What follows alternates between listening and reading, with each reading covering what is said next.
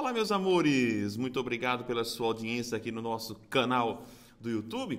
E em nosso resolução de questões de hoje, eu trouxe uma questão bem simples, bem tranquila, mas que me chamou a atenção porque trouxe um conteúdo que não é frequente nas provas, embora nós, professores de português, falemos bastante, né? A gente sempre alerta aos alunos, mas eu confesso que, principalmente se tratando de Fundação Carlos Chagas, eu confesso que eu sempre espero nas provas da FCC uma questão de voz passiva, né? Conversão da ativa para passiva.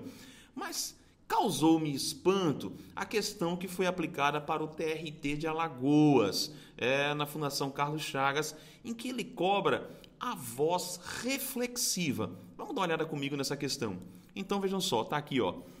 A voz reflexiva está empregada em uma pergunta bem simples, né? E deixe-me logo aqui passar para você o gabarito, a gente vai discutir aqui toda essa questão, mas o gabarito se encontra, a resposta se encontra na letra E, uma resposta bem tranquila até, né? Achei-me ridículo e vazio. E aí, chamar a sua atenção que a voz reflexiva, o próprio nome já está dizendo, é aquela voz em que, de certa forma, a ação verbal recai sobre o sujeito. Por que eu falo assim, de certa maneira, de certa forma?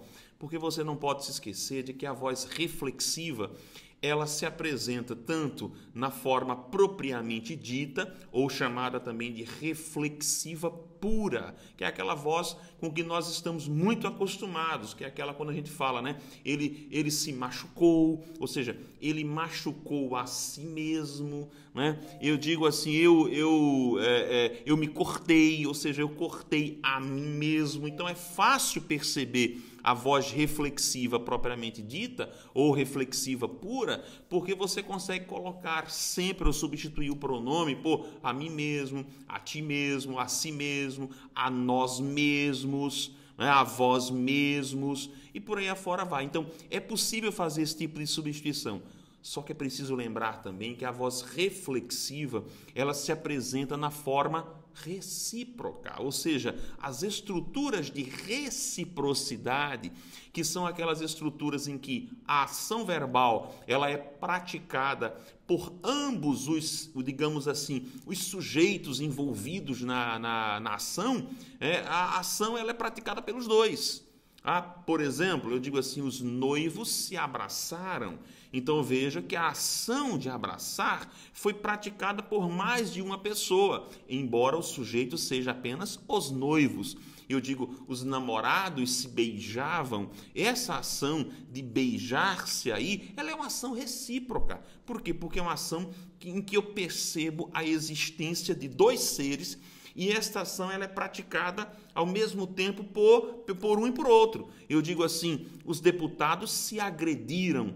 Ora, eu percebo que houve agressão de um ao outro. Portanto, é fácil também perceber a voz reflexiva recíproca. Basta que você substitua, ou aliás, que você inclua as expressões um ao outro, uma à outra, uns aos outros, umas às outras. Se você conseguir colocar essas expressões aí no meio da estrutura, é porque você está diante de uma estrutura de reciprocidade.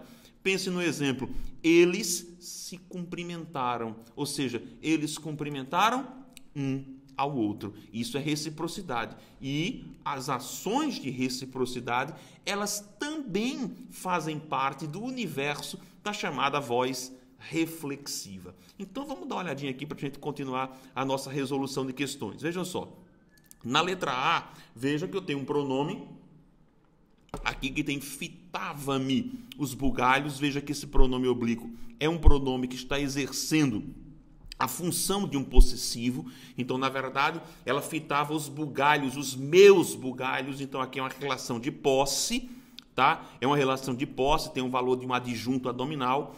Vejam agora que nas letras B, C e D aparecem alguns pronomes aqui, ó, né? Aqui tem um pronome tônico, aqui dois pronomes átonos E o interessante, veja a letra B, a desconhecida amiga exigia de mim um sacrifício, ou seja, ele exigia um sacrifício de mim. Na verdade, o de mim é complemento para a forma verbal exigir. Eu estou diante de um verbo que é transitivo direto e indireto. Esse de mim funciona como o complemento indireto, o objeto indireto.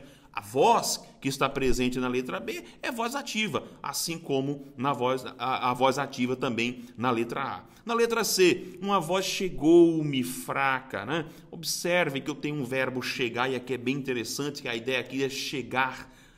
O sentido de chegar aí é vir a mim, ouvir para mim. A voz chegou-me fraca. Existe aqui o entendimento desse mi, né? Desse mi aqui, sendo meramente um termo expletivo de realce, porque a ideia seria uma voz chegou fraca ou a voz chegou fraca, mas a teoria mais grossa vai dizer que isso aqui é um complemento para o verbo chegar. Na verdade, ele veio para mim, é um dativo de interesse, portanto, o objeto indireto. Bem interessante isso aqui, né? Bem interessante. E a ideia aqui de um predicativo. A voz chegou e ela estava fraca, ok? Então, não tem nada de voz reflexiva. Na verdade, aqui eu tenho uma voz meramente ativa. Na letra D, o que nós temos é: nunca me havia aparecido criatura mais simpática. Eu tenho aqui um tempo composto, tá? E os tempos compostos, eles indicam voz ativa de imediato, então eu tenho aqui o verbo haver como auxiliar,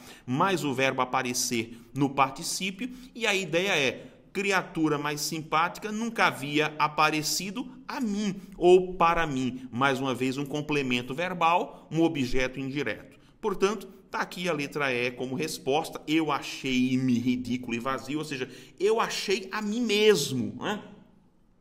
E vejam claramente a existência de qualificadores, né? Aqui a ideia do predicativo do objeto. Eu achei, o sentido aqui de achar não é de encontrar, mas é o sentido de considerar. Eu estou com um verbo que é transitivo direto. Veja o me aqui como objeto direto e ridículo e vazio como predicativos para esse objeto. Esse verbo aí, para quem não conhece, né, o verbo achar nesse sentido de julgar, de considerar, ele é um verbo dito, chamado ou conhecido como transobjetivo, ou seja, é um verbo que vai além do seu objeto, ou seja, é um verbo que requer qualificador para ele. Então, eu achei essa questão bem tranquila, bem simples, bastava que você percebesse isso do achei a mim mesmo, eu considerei a mim mesmo como a voz reflexiva. Espero que você tenha curtido aqui o nosso resolução de questões de hoje. Curta aqui o nosso canal no YouTube, curta a nossa página no Facebook, se inscreva no nosso blog www.professorrodrigobezerra.pro.br, né? E para os nossos cursos, não se esqueça, acesse www.cers.com.br. Para todo mundo, forte abraço, até a próxima.